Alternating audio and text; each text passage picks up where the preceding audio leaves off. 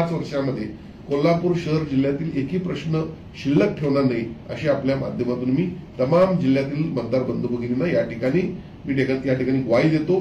आणि शिवसेना, भारतीय जनता पक्ष, राष्ट्रवादी, आरपीआय सह माझे मित्रमंडळी, कुटुंबीय, सर्व पै पाहुणे सर्वच माझ्या निवडणुकीमध्ये माझ्यामध्ये खांद्याला खांदा लावून ज्यांनी जे लढले त्यांना देखील मी या ठिकाणी मनपूर्वक आभार व्यक्त करतो। तर गेल्या अनेक वर्षापासून कोल्हापूर शहरातील आमदाराला मंत्रिपद मिळालेलं नाही ही वस्तुस्थिती आहे। तर तुमचे एकनाथ शिंदे यांच्याशी असलेले संबंध किंवा श्रीकांत शिंदे यांच्याशी असलेले संबंध हे पाहता यावेळी कोल्हापूर उत्तरच्या जनतेला थोडासा विश्वास होता की यावेळी ती कसर भरून निघेल, मात्र तसं कुठेतरी झालेलं दिसलं नाही। निश्चितपणे मला निवडणूक लढवायला सांगितलं असताना मला मंत्री करण्याचा शब्द देखील मिळालाच होता आणि आज देखील मला तो शब्द आहेच। याचा अर्थ आज पक्षानं जी काही पॉलिसी ठरवलेली आहे की ज्या 2022 साली विद्यमान आमदार असताना आमच्या गटामध्ये सामील झाले त्यांना न्याय देण्याची भूमिका आणि पक्षाचा हा पॉलिसी डिसिजन आहे आणि त्यामुळं मी आज मंत्रिपदापासून थोडं बाजूला राहिलेलो आहे। पण ही फॅक्ट आहे की 38 वर्षामध्ये कोल्हापूर शहरातील शिवसैनिक पदाधिकारी बंधू भगिनींनी लाट्याकाट्या खाल्ल्या आणि त्याचा परिणाम जिल्ह्यावर झाला। जिल्ह्याची शिवसेना फोफावली, वाढली। पण निश्चितपणे मी परत एकदा सांगतो की सत्य परिस्थिती आहे की कोल्हापूर शहरातील पदाधिकाऱ्यांनी, शिवसैनिकांना आम्ही न्याय आजपर्यंत देऊ शकलो नाही। पण निश्चितपणे मला खात्री आहे की पुढच्या 2 वर्षानंतर या ठिकाणी मंत्रिमंडळाची जबाबदारी मला मिळेल आणि मी या जे काय 38 वर्षाचा बॅकलॉग जो आहे, ज्यांनी या पक्षासाठी खस्ता खाल्लेले आहेत, ज्यांनी लाट्याकाट्या खाल्लेल्या आहेत, ज्याने आपलं जीवन पूर्ण, आता कालच माजी शहर प्रमुख कैलासवासी धनाजी बिरंजे यांचं निधन झालं, त्यांना मी श्रद्धांजली अर्पण करतो। तर त्यांनी देखील आज असे अनेक शिवसैनिक आहेत की त्यांनी या पक्षासाठी मोठ्या प्रमाणात खस्ता खाल्लेले आणि म्हणून पुढच्या 2 वर्षानंतर मी त्यांना निश्चितपणे न्याय देईन अशी मी या ठिकाणी त्यांना ग्वाही देत आहे। आज 2 मंत्र्यांचं आगमन कोल्हापुरात झालं, तुमची अनुपस्थिती त्या ठिकाणी जाणवली, नाराजी होती अशी चर्चा देखील आता व्हायला चालू झाली, नेमकी काय परिस्थिती? नाही, एक लक्षात ठेवा, मी आता पक्षाच्या वरिष्ठ स्तरातील एक कार्यकर्ता आहे किंवा पदाधिकारी आहे। पक्षाचा धोरणात्मक जो निर्णय असतो, पॉलिसी डिसिजन ज्याला आपण म्हणतो, हे पॉलिसी डिसिजन होत असताना आम्हाला विश्वासात घेऊन घेतले जातात। कधी मी तुम्हाला जसं म्हटलं की 38 वर्ष काम करत असताना शिवसैनिकाचा आमदार असेल, खासदार असेल आणि मंत्रिमंडळात स्थान मिळवणे प्रत्येकाची इच्छा असते। पॉलिसी डिसिजन नुसार जरी मला आज मंत्रिमंडळात स्थान मिळालं नसेल तरी माझ्या मनाला वाईट वाटणारच विषय आहे, कारण 38 वर्ष मी काम करतोय। पण मी जसं म्हटलं की मला 2019ला मी निवडणूक हरलो असताना देखील मला पक्षानं मंत्री दर्जा असणाऱ्या पदावर ठेवलेला, हे देखील मी विसरत नाही। पण निश्चितपणे काही वेळेला पॉलिसीचे आपल्याला आठवत असेल, एकदा क्रिकेटची मॅच सुरू होती, साऊथ आफ्रिका आणि ऑस्ट्रेलियाच्या वर्ल्ड कपच्या सेमीफायनलची मॅच सुरू होती। 8 बॉलला काहीतरी 6 रन पाहिजे आफ्रिकेला आणि त्या कुठला तर तो नियम आहे पाऊस पडल्यानंतर, तर त्यामध्ये 2 बॉलला एकदम 6 रन पाहिजे राहिल्या आणि त्यामध्ये ते हरले साऊथ आफ्रिका। असे काही वेळा निर्णय होत असतात आणि त्यामुळे पॉलिसी डिसिजन मध्ये आज या ठिकाणी मला वाटते माझी हार झाली असेल। पण निश्चितपणे मला माझ्या वरिष्ठांच्यावर विश्वास आहे की पुढच्या 2 वर्षानंतर ते मला या कोल्हापूर जिल्ह्याचा आणखीन विकास व्हावा यासाठी इथं संधी देतो। कोल्हापूर महानगरपालिकेच्या निवडणुका समोर येऊ घातलेल्या आहेत, अशा वेळेला शहरातल्या आमदाराला ताकद देणं गरजेचं होतं। पण तुम्हाला डावलण्यामागे राजकीय काही भूमिका आहे का? इथल्या स्थानिक जे नेते आहेत त्यांनी कोणी विरोध केला का? जिल्ह्यातल्या इतर नेत्यांनी विरोध केला का? आमदारांनी विरोध केला? कुणी विरोध करावा आणि तो निर्णय घ्यावा या नीतिमत्तेचा माझा नेता नाही आहे। एकनाथ शिंदे एक अतिशय स्ट्रॉंग व्यक्तिमत्व आहे, अतिशय स्ट्रॉंग आमचा नेता आहे। कुणी जरी काही केलं तरी त्यांना कुठल्या गोष्टीचा फरक पडत नसतो। माझ्याकडे आज मंत्रिपद आलंच असताना महानगरपालिका काढणार असा विषयच नाही आहे। मी आजच आपल्या माध्यमातून या ठिकाणी कुठलाही गर्व नाही, पण माझ्या केलेल्या कामाच्या पोचपावतीनुसार मी सांगतो की कोल्हापूर महानगरपालिकेवर यावेळी शिवसेनेचा भगवा फडकेल। तुम्ही मित्राच्या वतीनं एक मोठी परिषद घेतलेली होती पूर्ण दिवसभराची, तर त्याच्यामध्ये महत्वाचा मुद्दा होता की कोल्हापूरच्या पूर नियंत्रणासाठी 32 कोटीचा प्रकल्प। तर तो जेव्हा प्रकल्प केला तेव्हा आलमट्टीची 5 मीटर उंची वाढायचा प्रस्ताव नव्हता, आता तो 5 मीटर वाढलाय, त्यामुळे पुराची भीती व्यक्त होईल असं सभागृहामध्ये मांडलं गेलेलं आहे। तर आता त्या आराखड्यामध्ये काय बदल करावा लागेल? नाही, गेल्या या काही दिवसामध्ये सभागृहामध्ये हा विषय आलाय अलमट्टीच्या धरणाची उंची वाढवल्यामुळे बॅक वॉटर परत एकदा सांगली कोल्हापूर शहरामध्ये घुसेल. आपल्या सगळ्यांना एक गोष्ट मी सांगू इच्छितो की नुकताच झालेल्या 2024 जुलै ऑगस्टचा जी स्थिती होती आपली, धोका पातळी 39 आणि इशारा पातळी 39 आणि धोका पातळी 43 इंचाच्या वरती पाणी आलं होतं का? आलं नव्हतं. याचा अर्थ आम्ही वेळोवेळी या गोष्टी जाहीर करत नव्हतो. मी स्वतः कोल्हापूरचे जिल्हाधिकारी, महाराष्ट्राचे मुख्यमंत्री, महाराष्ट्राचे पाटबंधारे मंत्री, कर्नाटकचे मुख्यमंत्री, कर्नाटकचे पाटबंधारे मंत्री, विजापूरचे आणि बेळगावचे जिल्हाधिकारी, आम्ही सर्वजण आमच्या एक सगळ्यात कोऑर्डिनेशन मध्ये होतो की त्या ठिकाणी पाणी इकडे वाढत असलं की तिकडे पाणी आम्ही सोडून द्यायचो. पुढं अलमट्टीला सोडण्याची तरतूद त्यांनी केली होती. त्यांनी पूर्ण आपल्याला मदत केली होती. आणि त्यामुळं पुढच्या काळामध्ये एक लक्षात घ्या, आज कोल्हापूर महाराष्ट्रातलं सरकार आणि दिल्लीतलं सरकार एका विचाराचं आहे. आणि शेवटी पंतप्रधान राष्ट्रपतींना विनंती करू शकतात की असं दोन स्टेटमध्ये एकमेकावर अन्याय होत असेल तर त्यांनी ते लक्ष द्यावं. मला वाटतं डिसेंबर 22ला असा एक प्रयोग झाला. आपल्यातले काही जणांनी या न्यूज लावल्या असतील, पाहिल्या असतील की राष्ट्रपतींनी सगळ्या या 5-6 जिल्ह्यातल्या जिल्हाधिकाऱ्यांना एकत्रित केलं, काही मंत्र्यांना एकत्रित केलं, राज्यपालांना एकत्र बोललं आणि सीमा प्रश्नावर चर्चा केली. आणि म्हणून त्यावेळी जे काही अन्याय होत होते मराठी माणसांवर कर्नाटकमध्ये होत असणारे अन्याय त्यामुळे थांबले गेले. आज हीच परिस्थिती या ठिकाणी देखील आपण पाहतोय. 2024 जून जुलै ऑगस्टला जो पाऊस आला 43 इंचाच्या वरती पातळी गेली नाही. याचा अर्थ ती काय कुठलं जादू नव्हती, हे आमचं कोऑर्डिनेशन सुरू होतं. आणि म्हणून आज 9 मीटर 3 मीटरनं जरी पाण्याची पातळी हे उंची वाढवत असतील तर त्या ठिकाणी इकडं पाणी तटणार नाही याची दखल आम्ही घेतोय. त्यासाठी MRTPच्या माध्यमातून पूर नियंत्रण प्रकल्प 3200 कोटीचा वर्ल्ड बँकेच्या माध्यमातून आम्ही मंजूर केलेला आहे. 2700 कोटी रुपये वर्ल्ड बँक त्याला देणार आहे, 500 कोटी रुपये आमचं सरकार देणार आहे. आणि यावेळेला अनेक उपाययोजना त्यामध्ये सुचवलेल्या आहेत. त्या लवकरच आपल्या समोरील वेळोवेळी मांडल्या देखील आहेत. यामध्ये प्रामुख्याने जी उपाययोजना आहे ते एक्सेस वॉटर जे आहे ते लिफ्ट करून आम्ही दुष्काळी भागात म्हणजे धाराशिव, उस्मानाबाद आपण म्हणतो त्या ठिकाणी आम्ही ते फेकणार आहे की जेणेकरून या ठिकाणी पाण्याचा साठा राहणार नाही. आणि सगळ्यात महत्वाचा मोठा प्रश्न जो होता, या ठिकाणी देखील पाऊस पडायचा आणि हिल एरियामध्ये म्हणजे आपण म्हणू घाट एरियामध्ये देखील पाऊस पडायचा. जसं राधानगरीचा डॅम फुल झाला, तीच परिस्थितीकडे जोरात पाऊस होत असताना या ठिकाणी कोल्हापूर शहर आणि आसपास देखील पाऊस पडायचा आणि त्यामुळे नद्याच्या पातळीमध्ये वाढ व्हायची. आणि मग आपल्याकडं छत्रपती शाहू महाराजांनी त्यावेळच्या काही गोष्टी विचारात घेऊन ऑटोमॅटिक दरवाजे त्या धरणाचे केले होते राधानगरीचे. व्हायचं काय की ते धरण भरलं की ऑटोमॅटिक दरवाजे ओपन व्हायचे आणि दरवाजे ओपन झाले तर पाण्याचा फ्लो एवढा मोठा 7च्या 7 दरवाजे उघडायचे.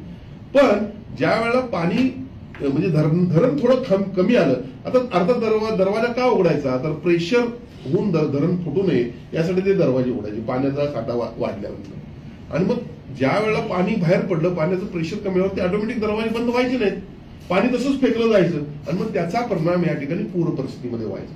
आज आम्ही ते दरवाजे देखील ऑटोमॅटिकच्या ऐवजी आता मॅन्युअली करतो. ते दरवाजे आम्हाला उघडायला पण येतील आणि बंद पण करता येतील. त्यामुळे वरचं पाणी वरतीच आम्ही ठेवणार आहोत आणि त्यामुळे ती देखील या ठिकाणी पूर परिस्थिती न होण्यासाठी एक महत्वाचा मुद्दा ठरेल. आपण जी भूमिका मांडलात त्याच्यानुसार कर्नाटक सरकार काही उंची वाढवण्याचा निर्णय मागे घेणार नाही हे स्पष्ट दिसते याचा अर्थ. पण या संदर्भात आपल्या जिल्ह्यातले अनेक आमदार मुख्यमंत्र्यांना भेटून अशा प्रकारची मागणी केलेली की अलमट्टीची उंची वाढवणे केंद्राशी चर्चा करावी. प्रत्यक्षात जे पूर नियंत्रणासाठी जी काही योजना आणलेली आहे ती वर्षभराच्या काळात ही सर्व कार्यान्वित होईल असं वाटतंय का? कारण त्या पद्धतीने काम झालं तर पुढचा पूर येणार नाही. मुळात नंबर 1 की वर्षभराच्या आत ही योजना सुरुवात होईल, कारण त्याला मंजुरी झाली. आता टेंडर देखील निघेल मार्च-एप्रिलला. आणि आपण जसं म्हणलात तसं की 3 मीटरनं उंची वाढवून जर त्याचा अन्याय आपल्या कोल्हापूर, सांगली, सातारा परिसरावर होत असेल तर आपण एकाच देशामध्ये राहतो. पंतप्रधानांना, राष्ट्रपतींना विनंती करता येईल की या दोन्ही राज्यपालांना बोलवून दोन्ही जसं जी आम्ही गेल्या काही दिवसांमध्ये करतोय, आमची जी सिस्टीम सुरू आहे त्याप्रमाणे मला खात्री आहे. ते बघा, आमदारांची मागणी ही निश्चितपणे रास्त आहे. कारण कसं आहे, त्या भागात एकदम संभ्रम निर्माण झालेला. आता 3 मीटरनं उंची वाढणार, आता काय होणार? आत्ताच आमच्या घरात 10 फुटानं पाणी शिरते. 3 मीटर माझ्या 5 मीटर 15 फूट होते. तर एवढं काय आत्ताच 10 फुटापर्यंत पाणी शिरते आणि 10 फूट वाढते, एक मजल्याची 2 मजले वाढते, अशी लोकांच्यात भीती निर्माण झालेली आहे. पण याचा अर्थ ते होईल असं नाही आहे. मी जसे तुम्हाला सांगितलं की आता पूर नियंत्रण प्रकल्प आहे, पाणी लिफ्ट करण्याचा विषय आहे, त्याचबरोबर दोन्ही सरकारांचं कोऑर्डिनेशनचा विषय आहे, राष्ट्रपतींचा त्यांच्यावर असणारा कंट्रोल आहे. या सगळ्या गोष्टींचा विचार करून आपण, मी परत एकदा सांगतो की 2024ला 43 इंचाच्या वरती पूर पातळी गेली नव्हती पाण्याची. ती जादू नव्हती, तर ते आमच्यातलं असणारं कोऑर्डिनेशन होतं. आणि म्हणून त्याच पद्धतीनं पुढच्या काळामध्ये जरी आमची मागणी रास्त असली तरी शेवटी आता ते जे काही नियम असतील त्याप्रमाणे त्यांना ते अधिकार असतील, उंची वाढवायचे नसतील किंवा सेंट्रल गव्हर्नमेंटचे काही रूल्स असतील, याचा अभ्यास करून त्यावर निर्णय होईलच. पण निश्चितपणे सरकार म्हणून आमची जबाबदारी आहे या ठिकाणी कोल्हापूर आणि सांगली सातारा परिसरातील नागरिकांच्या घरामध्ये पुराचं पाणी घुसू नये यासाठी आमचा पूर्ण प्रयत्न राहील. एका बाजूला मंत्रिपदाची शपथ घेतली आहे, मात्र खाते वाटप अजून झालं नसल्यामुळे आता विरोधक सरकारला लक्ष करायचा प्रयत्न करत आहेत. तर विरोधकांना तुमचं ईव्हीएम मशीन झालं, आता बघा विरोधक राहिलेत किती, त्यांना फक्त विरोध करायचं दुसरं काय. खाते वाटपाला वेळ लागत असेल त्याला काय, शेवटी कुठं मला कुठलं खातं मिळत नाही म्हणून कोण मंत्री काय या ठिकाणी आक्रोश करायला का थांबलेत ना, वाट बघतायत. ह्यांना काय एवढी गडबड लागली आहे, ह्यांना कशाची एवढी गडबड लागली. निश्चितपणे सगळ्या खात्यांच्या प्रश्नांना सन्माननीय मुख्यमंत्री देवेंद्रजी फडणवीस, उपमुख्यमंत्री आमचे शिंदे साहेब, पवार साहेब यांनी चोख उत्तर दिलेलं आहे. आणि त्यामुळं कुठलं खातं कोणाला नाही म्हणून अधिवेशनाला काय फरक पडला का, तर निश्चितपणे नाही, लवकरच खाते वाटप होईल याची मला खात्री आहे. मंत्रिपद आता तुम्हाला नाहीये, पण कुठेतरी मागच्या वेळेला कॅबिनेट मंत्रिपदाचा दर्जा होता, तो दर्जा कंटिन्यू असणार आहे का, किंवा आणि काही तुम्हाला वेगळं काम दिलेलं आहे? नाही, निश्चितपणे मला जे हा पद जी दिलेली आहे ती पुढच्या पदाच्या नियुक्तीपर्यंतची पद आहे. सरकार कुठला असो अथवा नसो, माझं पद दुसऱ्याला कुणाला नियुक्त केलं तरच जाणार आहे, त्यामुळे अजूनपर्यंत तशी काही नियुक्ती झालेली नाही, त्यामुळे माझ्याकडे पद आहे. थँक्यू, आभार आहे सर्वांचा.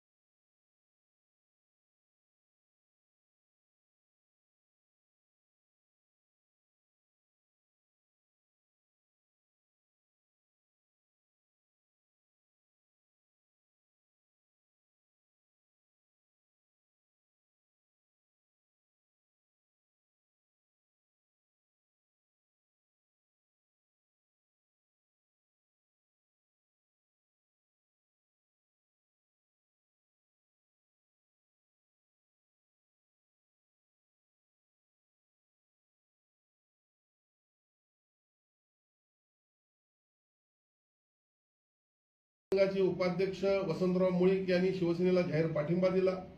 कैलासवासी दिग्विजय खानविलकर माजी आरोग्य मंत्री यांच्या धर्मपत्नी व चिरंजीवांनी महायुतीला पाठिंबा दिला. आणि या राज्यामध्ये घडामोडी घडत असताना या ठिकाणी मी पहिल्यांदाच सांगितलं होतं की कोल्हापूर जिल्ह्यामध्ये महायुतीचे 10 पैकी 10 उमेदवार निवडून येतील आणि मतदारांनी ते निवडून दिले, त्याबद्दल मी मनपूर्वक आभार व्यक्त करतो. गेल्या काही दिवसामध्ये आपल्या सर्वांना माहित आहे, खरं म्हणजे 38 वर्षापूर्वी शिवसेनेची स्थापना या कोल्हापूर जिल्ह्यामध्ये झालेली असताना पहिल्या दिवसापासूनचा मी शिवसैनिक आहे. 2014 साली सत्ता आली त्यावेळी देखील शिवसेनेचे 6 आमदार या ठिकाणी निवडून आले असताना मी 28 वर्ष त्यावेळी काम करत होतो. पण विजय शिवतारेंसारख्या त्या ठिकाणी 5 वर्षापूर्वी आलेल्या व्यक्तीला मंत्रिमंडळात स्थान दिलं आणि माझ्यावर अन्याय झाला. खऱ्या अर्थानं काही वेळा पक्षाच्या पॉलिसी बनत असताना यावेळेला देखील मला खंत वाटते की मंत्रिमंडळामध्ये स्थान मिळू शकलं नाही. कारण 2022च्या घडामोडीमध्ये ज्यांनी आम्हाला साथ दिली होती त्यापैकी आमदार प्रकाश आंबेडकरांना ही संधी देणं क्रमप्राप्त होतं आणि पक्षाच्या पॉलिसीप्रमाणे पक्षाच्या निर्णयाप्रमाणे त्यांना मंत्रिपद मिळालेलं आहे. त्यांना मी या ठिकाणी त्यांचं अभिनंदन करतो आणि त्यांना शुभेच्छा देखील देतो. खऱ्या अर्थानं शिवसेनेची स्थापना कोल्हापूर जिल्ह्यामध्ये 1986 साली झाली आणि ती कोल्हापूर शहरामधून त्याचं या ठिकाणी रोपटं लावलं आणि वटवृक्षामध्ये रूपांतर आज झालेलं आपल्याला दिसते. कोल्हापूर शहरातल्या चळवळींचा परिणाम संपूर्ण जिल्ह्यामध्ये होतो आणि कोल्हापूर जिल्ह्यातील शिवसैनिक शिवसेनेसाठी अनेक वेळा अनेक गुन्हे घेऊन काम करत आहेत. काट्या खाल्लेत, लाट्या खाल्लेल्या आहेत, मोठ्या प्रमाणात चळवळीमध्ये त्यांनी भाग घेतलेला आहे. पण एक खंत मात्र निश्चितपणे या ठिकाणी माझ्या मनाला जाणवते की कोल्हापूर शहरातील शिवसैनिकांना, पदाधिकाऱ्यांना आम्ही न्याय देऊ शकत नाही. कारण काही वेळा पक्षाच्या पॉलिसी ठरतात त्याप्रमाणे आम्हाला निर्णय घ्यावा लागतो. पण निश्चितपणे मला खात्री आहे की सन्माननीय वरिष्ठ सदस्यांनी सांगितल्याप्रमाणे 2-2.5 वर्षानंतर परत एकदा मंत्रिमंडळांचा मध्ये फेरबदल होतील, बदल होतील आणि त्यानंतर मग कोल्हापूर शहरातील शिवसैनिकांना आम्ही न्याय देऊ शकतो. खऱ्या अर्थानं या गोष्टी येत राहतात. म्हणजे आज 38 वर्ष काम करून मला या ठिकाणी मंत्रिमंडळात संधी न मिळाल्याबद्दल थोडी खंत देखील वाटते, नाही असं नाही, पण पक्षाच्या निर्णयाप्रमाणे आपल्याला मान्य करावं लागतं. खऱ्या अर्थानं आज मी 2019ला निवडणूक हारल्यानंतर देखील पक्षानं माझ्याकडं मंत्री दर्जाचं पद ठेवलं हे देखील माझ्या दृष्टीनं प्लस पॉईंट होता. आणि मुख्यमंत्री, उपमुख्यमंत्री आणि माझे असणारे सौदार्याचे संबंध पाहून मी कोल्हापूर जिल्ह्याचा विकास करण्याचा नेहमीच प्रयत्न केलेला आहे. आज तर मी विधानसभा सदस्य म्हणून माझ्या मतदारसंघातील मतदारांनी मला निवडून दिलेलं आहे, त्यांचं मी मनपूर्वक आभार मानत असताना मी मतदारसंघामध्ये निवडणुकीच्या वेळी जो प्रचार करत होतो तो पूर्ण सकारात्मक करत होतो आणि कोल्हापूर जिल्ह्याच्या विकासाचा, कोल्हापूर शहराच्या विकासाबाबत मी बोलत होतो आणि त्यावर विश्वास ठेवून मतदारांनी मला आज मतदान केलेलं आहे. माझ्या विरोधकांनी अत्यंत खालच्या दर्जाची हीन पातळीची टीका माझ्यावर केली, त्यांना त्यांनी थारा दिला नाही. आणि म्हणून मी जे शब्द या माझ्या मतदारसंघातील मतदारांना दिलेले आहेत, पुढच्या काळामध्ये शहर विकासाचे असतील, जिल्हा विकासाचे असतील, त्यामध्ये प्रामुख्याने शहराची हद्दवाढ, खंडपीठ आहेच, या ठिकाणी थेट पाईपलाईन अजून पूर्ण झालेली नाहीये, IT पार्कचा विषय आहे, कन्व्हेन्शन सेंटर आहे, फुटबॉलचं अकॅडमी आहे. कोल्हापूर शहराचा आणि जिल्ह्याचा विकास करण्याच्या दृष्टीनं निश्चितपणे माझा प्रयत्न राहील की म्हणून आम्ही या 5 वर्षामध्ये कोल्हापूर शहर जिल्ह्यातील एकही प्रश्न शिल्लक ठेवणार नाही, अशी आपल्या माध्यमातून मी तमाम जिल्ह्यातील मतदार बंधू भगिनींना या ठिकाणी ग्वाही देतो. आणि शिवसेना, भारतीय जनता पक्ष, राष्ट्रवादी, RPI सह माझे मित्रमंडळी, कुटुंबीय, सर्व पै पाहुणे सर्वच माझ्या निवडणुकीमध्ये माझ्यामध्ये खांद्याला खांदा लावून ज्यांनी जे लढले त्यांना देखील मी या ठिकाणी मनपूर्वक आभार व्यक्त करतो. तर गेल्या अनेक वर्षापासून कोल्हापूर शहरातील आमदाराला मंत्रिपद मिळालेलं नाही ही वस्तुस्थिती आहे. तर तुमचे एकनाथ शिंदे यांच्याशी असलेले संबंध किंवा श्रीकांत शिंदे यांच्याशी असलेले संबंध हे पाहता यावेळी कोल्हापूर उत्तरच्या जनतेला थोडासा विश्वास होता की यावेळी ती कसर भरून निघेल, मात्र तसं कुठेतरी झालेलं दिसलं नाही. निश्चितपणे मला निवडणूक लढवायला सांगितलं असताना मला मंत्री करण्याचा शब्द देखील मिळालाच होता आणि आज देखील मला तो शब्द आहेच. याचा अर्थ आज पक्षानं जी काही पॉलिसी ठरवलेली आहे की ज्या 2022 साली विद्यमान आमदार असताना आमच्या गटामध्ये सामील झाले त्यांना न्याय देण्याची भूमिका आणि पक्षाचा हा पॉलिसी डिसिजन आहे. आणि त्यामुळं मी आज मंत्रिपदापासून थोडं बाजूला राहिलो आहे. पण ही फॅक्ट आहे की 38 वर्षामध्ये कोल्हापूर शहरातील शिवसैनिक, पदाधिकारी, बंधू भगिनींनी लाट्याकाट्या खाल्ल्या आणि त्याचा परिणाम जिल्ह्यावर झाला. जिल्ह्याची शिवसेना फोफावली, वाढली. पण निश्चितपणे मी परत एकदा सांगतो की सत्य परिस्थिती आहे की कोल्हापूर शहरातील पदाधिकाऱ्यांनी शिवसैनिकांना आम्ही न्याय आजपर्यंत देऊ शकलो नाही. पण निश्चितपणे मला खात्री आहे की पुढच्या 2 वर्षानंतर या ठिकाणी मंत्रिमंडळाची जबाबदारी मला मिळेल आणि मी या जे काय 38 वर्षाचा बॅकलॉग जो आहे, ज्यांनी या पक्षासाठी खस्ता खाल्लेले आहेत, ज्यांनी लाट्याकाट्या खाल्लेल्या आहेत, ज्याने आपलं जीवन पूर्ण, आता कालच माजी शहर प्रमुख कैलासवासी धनाजी बिरंजे यांचं निधन झालं, त्यांना मी श्रद्धांजली अर्पण करतो. तर त्यांनी देखील आज असे अनेक शिवसैनिक आहेत की त्यांनी या पक्षासाठी मोठ्या प्रमाणात खस्ता खाल्लेले आहेत आणि म्हणून पुढच्या 2 वर्षानंतर मी त्यांना निश्चितपणे न्याय देईन अशी मी या ठिकाणी त्यांना ग्वाही देत आहे.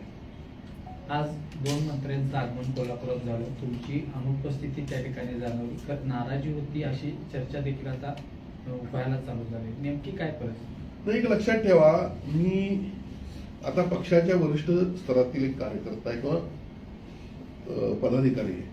पक्षाचा धोरणात्मक जो निर्णय असतो, पॉलिसी डिसिजन ज्याला आपण म्हणतो, हे पॉलिसी डिसिजन होत असताना आम्हाला विश्वासात घेऊन घेतले जातात.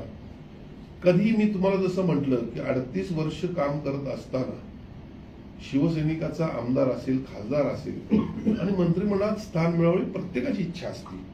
पॉलिसी डिसिजन नुसार जरी मला आज मंत्रिमंडळात स्थान मिळालं नसेल तरी माझ्या मनाला वाईट वाटणारच विषय आहे, कारण 38 वर्ष मी काम करतोय. पण मी जसं म्हटलं की मला 2019ला मी निवडणूक हरलो असताना देखील मला पक्षानं मंत्री दर्जा असणाऱ्या पदावर ठेवलेला, हे देखील मी विसरत नाही. पण निश्चितपणे काही वेळा पॉलिसीचे आपल्याला आठवत असेल, एकदा क्रिकेटची मॅच सुरू होती, साऊथ आफ्रिका आणि ऑस्ट्रेलियाच्या वर्ल्ड कपच्या सेमीफायनलची मॅच सुरू होती. 8 बॉलला काहीतरी 6 रन पाहिजे आफ्रिकेला आणि त्या कुठला तर तो नियम आहे पाऊस पडल्यानंतर, तर त्यामध्ये 2 बॉलला एकदम 6 रन पाहिजे राहिल्या आणि त्यामध्ये ते हरले साऊथ आफ्रिका. असे काही वेळा निर्णय होत असतात आणि त्यामुळे पॉलिसी डिसिजन मध्ये आज या ठिकाणी मला वाटते माझी हार झाली असेल. पण निश्चितपणे मला माझ्या वरिष्ठांच्यावर विश्वास आहे की पुढच्या 2 वर्षानंतर ते मला या कोल्हापूर जिल्ह्याचा आणखीन विकास व्हावा यासाठी इथं संधी देतो. कोल्हापूर महानगरपालिकेच्या निवडणुका समोर येऊ घातलेल्या आहेत. अशा वेळेला शहरातल्या आमदाराला ताकद देणं गरजेचं होतं, पण तुम्हाला डावलण्यामागे राजकीय काही भूमिका आहे का? इथल्या स्थानिक जे नेते आहेत त्यांनी कोणी विरोध केला का? जिल्ह्यातल्या इतर नेत्यांनी विरोध केला का? आमदारांनी विरोध केला? कुणी विरोध करावा आणि तो निर्णय घ्यावा या नीतिमत्तेचा माझा नेता नाही आहे. एकनाथ शिंदे हे अतिशय स्ट्रॉंग व्यक्तिमत्व आहे, अतिशय स्ट्रॉंग आमचा नेता आहे. कुणी जरी काही केलं तरी त्यांना कुठल्या गोष्टीचा फरक पडत नसतो. माझ्याकडे आज मंत्रीपद आलंच असताना महानगरपालिका काढणार असा विषयच नाही आहे. मी आजच आपल्या माध्यमातून या ठिकाणी कुठलाही गर्व नाही, पण माझ्या केलेल्या कामाच्या पोचपावतीनुसार मी सांगतो की कोल्हापूर महानगरपालिकेवर यावेळी शिवसेनेचा भगवा पडकेल. तुम्ही मित्राच्या वतीनं एक मोठी परिषद घेतलेली होती पूर्ण दिवसभराची, तर त्याच्यामध्ये महत्वाचा मुद्दा होता की कोल्हापूरच्या पूर नियंत्रणासाठी 32 कोटीचा प्रकल्प. तर तो जेव्हा प्रकल्प केला तेव्हा आलमट्टीची 5 मीटर उंची वाढायचा प्रस्ताव नव्हता. आता तो 5 मीटर वाढलाय, त्यामुळे पुराची भीती व्यक्त होईल असं सभागृहामध्ये मांडले गेलेलं आहे. तर आता त्या आराखड्यामध्ये काय बदल करावा लागेल? नाही, गेल्या या काही दिवसामध्ये सभागृहामध्ये हा विषय आलाय. अलमट्टीच्या धरणाची उंची वाढवल्यामुळे बॅक वॉटर परत एकदा सांगली कोल्हापूर शहरामध्ये घुसेल. आपल्या सगळ्यांना एक गोष्ट मी सांगू इच्छितो की नुकताच झालेल्या 2024 जुलै ऑगस्टचा जी स्थिती होती, आपली धोका पातळी 39 आणि इशारा पातळी 39 आणि धोका पातळी 43 इंचाच्या वरती पाणी आलं होतं का? आलं नव्हतं. याचा अर्थ आम्ही वेळोवेळी या गोष्टी जाहीर करत नव्हतो. मी स्वतः कोल्हापूरचे जिल्हाधिकारी, महाराष्ट्राचे मुख्यमंत्री, महाराष्ट्राचे पाटबंधारे मंत्री, कर्नाटकचे मुख्यमंत्री, कर्नाटकचे पाटबंधारे मंत्री, विजापूरचे आणि बेळगावचे जिल्हाधिकारी, आम्ही सर्वजण आमच्या एक सगळ्यात कोऑर्डिनेशन मध्ये होतो की त्या ठिकाणी पाणी इकडे वाढत असलं की तिकडे पाणी आम्ही सोडून द्यायचो. पुढं अलमट्टीला सोडण्याची तरतूद त्यांनी केली होती, त्यांनी पूर्ण आपल्याला मदत केली होती. आणि त्यामुळं पुढच्या काळामध्ये एक लक्षात घ्या, आज कोल्हापूर महाराष्ट्रातलं सरकार आणि दिल्लीतलं सरकार एका विचाराच आहे. आणि शेवटी पंतप्रधान राष्ट्रपतींना विनंती करू शकतात की असं 2 स्टेटमध्ये एकमेकावर अन्याय होत असेल तर त्यांनी ते लक्ष द्यावं. मला वाटतं डिसेंबर 22ला असा एक प्रयोग झाला. आपल्यातले काही जणांनी या न्यूज लावल्या असतील, पाहिल्या असतील की राष्ट्रपतींनी सगळ्या या 5-6 जिल्ह्यातल्या जिल्हाधिकाऱ्यांना एकत्रित केलं, काही मंत्र्यांना एकत्रित केलं, राज्यपालांना एकत्र बोलवलं आणि सीमा प्रश्नावर चर्चा केली. आणि म्हणून त्यावेळी जे काही अन्याय होत होते मग मराठी माणसांवर कर्नाटकमध्ये होत असणारे अन्याय त्यामुळे थांबले गेले. आज हीच परिस्थिती या ठिकाणी देखील आपण पाहतोय. 2024 जून जुलै ऑगस्टला जो पाऊस आला 43 इंचाच्या वरती पातळी गेली नाही. याचा अर्थ ती काय कुठलं जादू नव्हती, हे आमचं कोऑर्डिनेशन सुरू होतं. आणि म्हणून आज 9 मीटर 3 मीटरनं जरी पाण्याची पातळी हे उंची वाढवत असतील तर त्या ठिकाणी इकडं पाणी तटणार नाही याची दखल आम्ही घेतोय. त्यासाठी MRTPच्या माध्यमातून पूर नियंत्रण प्रकल्प 3200 कोटीचा वर्ल्ड बँकेच्या माध्यमातून आम्ही मंजूर केलेला आहे. 2700 कोटी रुपये वर्ल्ड बँक त्याला देणार आहे, 500 कोटी रुपये आमचं सरकार देणार आहे. आणि यावेळेला अनेक उपाययोजना त्यामध्ये सुचवलेल्या आहेत, त्या लवकरच आपल्या समोरील वेळोवेळी मांडल्या देखील आहेत. यामध्ये प्रामुख्याने जी उपाययोजना आहे ते एक्सेस वॉटर जे आहे ते लिफ्ट करून आम्ही दुष्काळी भागात म्हणजे धाराशिव उस्मानाबाद आपण म्हणतो त्या ठिकाणी आम्ही ते फेकणार आहे की जेणेकरून या ठिकाणी पाण्याचा साठा राहणार नाही. आणि सगळ्यात महत्वाचा मोठा प्रश्न जो होता, या ठिकाणी देखील पाऊस पडायचा आणि हिल एरियामध्ये म्हणजे आपण म्हणू घाट एरियामध्ये देखील पाऊस पडायचा. जसं राधानगरीचा डॅम फुल झाला, तीच परिस्थिती तिकडे जोरात पाऊस होत असताना या ठिकाणी कोल्हापूर शहर आणि आसपास देखील पाऊस पडायचा आणि त्यामुळे नद्याच्या पातळीमध्ये वाढ व्हायची. आणि मग आपल्याकडं छत्रपती शाहू महाराजांनी त्यावेळच्या काही गोष्टी विचारात घेऊन ऑटोमॅटिक दरवाजे त्या धरणाचे केले होते राधानगरीचे. व्हायचं काय की ते धरण भरलं की ऑटोमॅटिक दरवाजे ओपन व्हायचे आणि दरवाजे ओपन झाले तर पाण्याचा फ्लो एवढा मोठा 7च्या 7 दरवाजे उघडायचे. पण ज्या वेळेला पाणी म्हणजे धरण थोडं कमी आलं, आता अर्धा दरवाजा का उघडायचा तर प्रेशर होऊन धरण फुटू नये यासाठी ते दरवाजे उघडायचे पाण्याचा साठा वाढल्यानंतर. आणि मग ज्या वेळेला पाणी बाहेर पडलं, पाण्याचं प्रेशर कमी झालं, ते ऑटोमॅटिक दरवाजे बंद व्हायचे नाहीत, पाणी तसंच फेकलं जायचं आणि मग त्याचा परिणाम या ठिकाणी पूर परिस्थितीमध्ये व्हायचा. आज आम्ही ते दरवाजे देखील ऑटोमॅटिकच्या ऐवजी आता मॅन्युअली करतो.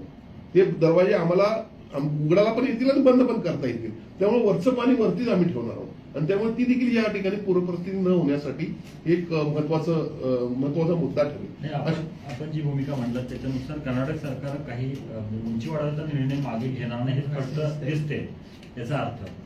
पण या संदर्भात आपल्या जिल्ह्यातले अनेक आमदार मुख्यमंत्र्यांना भेटून अशा प्रकारची मागणी केलेली की आलमट्टीची उंची वाढवणे केंद्राशी चर्चा करावी.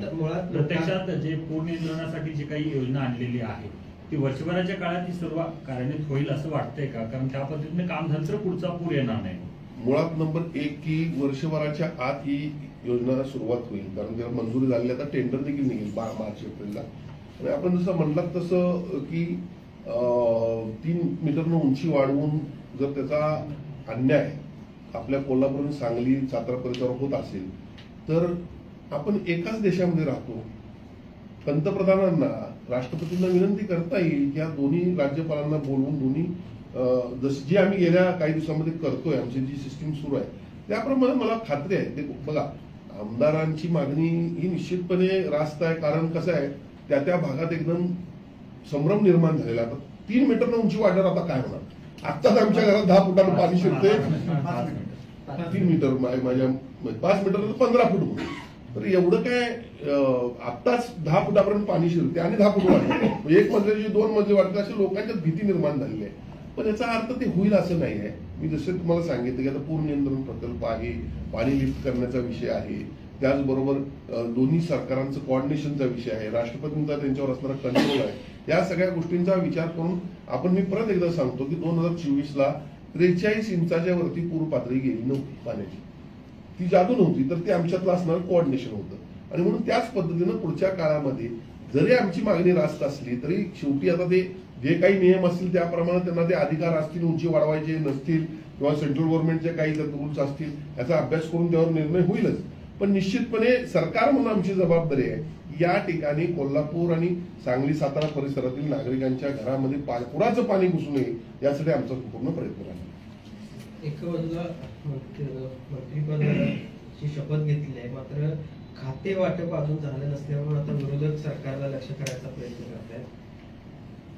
तर विरोधकांना तुमचं ईव्हीएम मशीन झालं, आता बघा विरोधक राहिलेत किती, त्यांना फक्त विरोध करायशिवाय दुसरं काय? खाते वाटपाला वेळ लागत असेल त्याला काय, शेवटी कुठं मला कुठलं खातं मिळत नाही म्हणून कोण मंत्री काय या ठिकाणी आक्रोश करायला का? थांबले नवाड बघतायत, ह्यांना काय एवढी गडबड लागली आहे? ह्यांना कशाची एवढी गडबड लागली? निश्चितपणे सगळ्या खात्यांच्या प्रश्नांना सन्माननीय मुख्यमंत्री देवेंद्रजी फडणवीस, उपमुख्यमंत्री आमचे शिंदे साहेब, पवार साहेब यांनी चोख उत्तर दिलेलं आहे. आणि त्यामुळं कुठलं खातं कुणाला नाही म्हणून अधिवेशनाला काय फरक पडला का, तर निश्चितपणे नाही. लवकरच खाते वाटप होईल याची मला खात्री आहे. मंत्रिपद आता तुम्हाला नाहीये, पण कुठेतरी मागच्या वेळेला कॅबिनेट मंत्रिपदाचा दर्जा होता, तो दर्जा कंटिन्यू असणार आहे का, किंवा आणि काही तुम्हाला वेगळं काम दिलेलं आहे? नाही, निश्चितपणे मला जे हा पद जी दिलेली आहे ती पुढच्या पदाच्या नियुक्तीपर्यंतची पद आहे. सरकार कुठला असो अथवा नसो, माझं पद दुसऱ्याला कुणाला नियुक्त केलं तरच जाणार आहे. त्यामुळे अजूनपर्यंत तशी काही नियुक्ती झालेली नाही, त्यामुळे माझ्याकडे पद आहे. थँक्यू. आभार आहे सर्वांचा.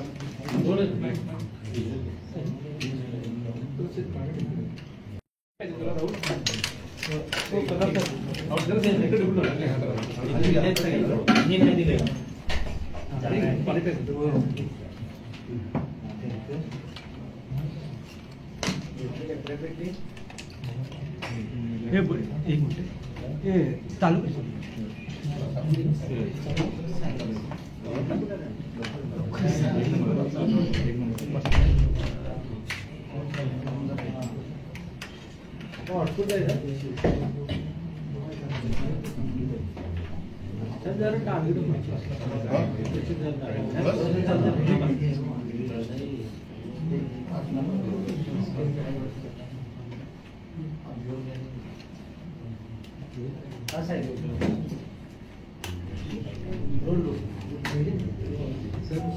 जिल्ह्यात महायुतीला यावेळेस अभूतपूर्व यश मिळालं. त्या यशानंतर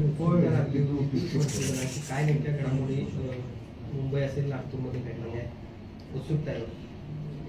कोल्हापूर जिल्ह्यामध्ये 10 पैकी 10 विधानसभेचे सदस्य महायुतीचे निवडून दिल्याबद्दल जिल्ह्यातील तमाम मतदार बंधू भगिनींना मी मनपूर्वक धन्यवाद देतो.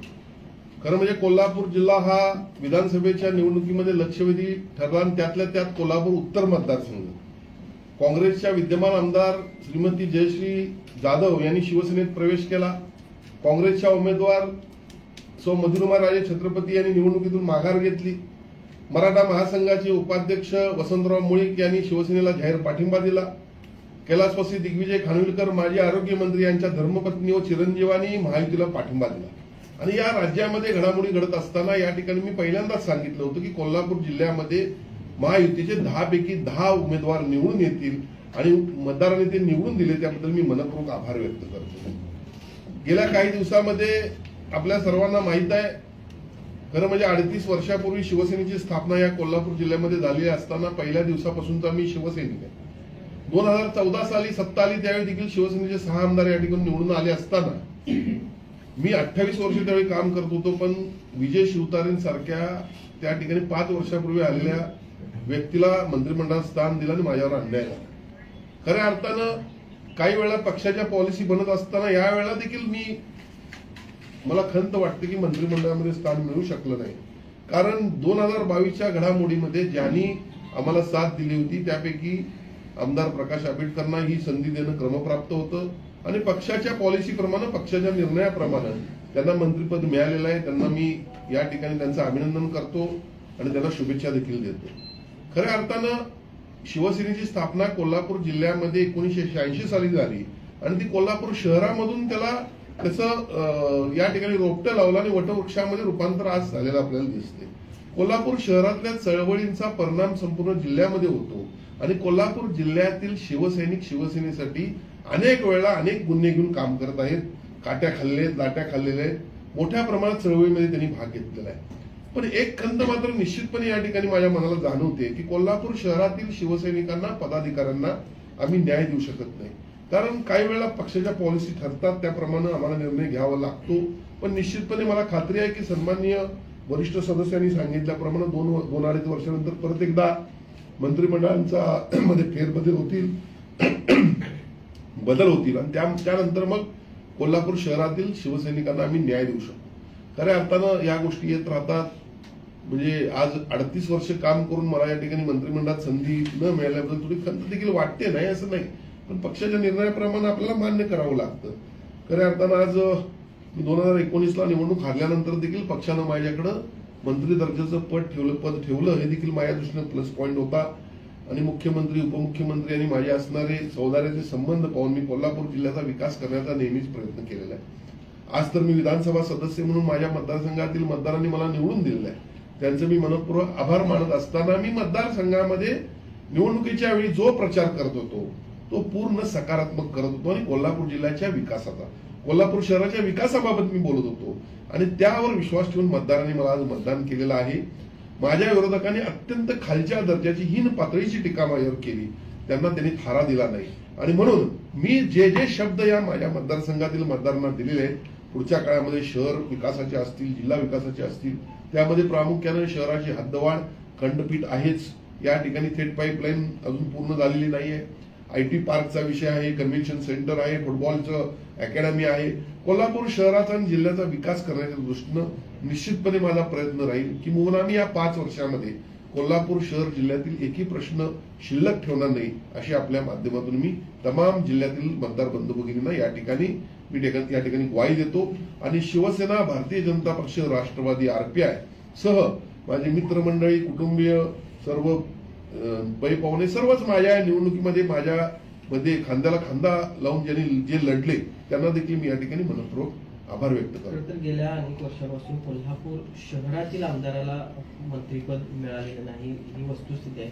तर तुमचे एकनाथ शिंदे यांच्याशी असलेले संबंध किंवा श्रीकांत शिंदे यांच्याशी असलेले संबंध हे पाहता यावेळी कोल्हापूर उत्तरच्या जनतेला थोडासा विश्वास होता की यावेळी ती कसर भरून निघेल, मात्र तसं कुठेतरी झालेलं दिसलं नाही. निश्चितपणे मला निवडणूक लढवायला सांगितलं असताना मला मंत्री करण्याचा शब्द देखील मिळालाच होता आणि आज देखील मला तो शब्द आहेच.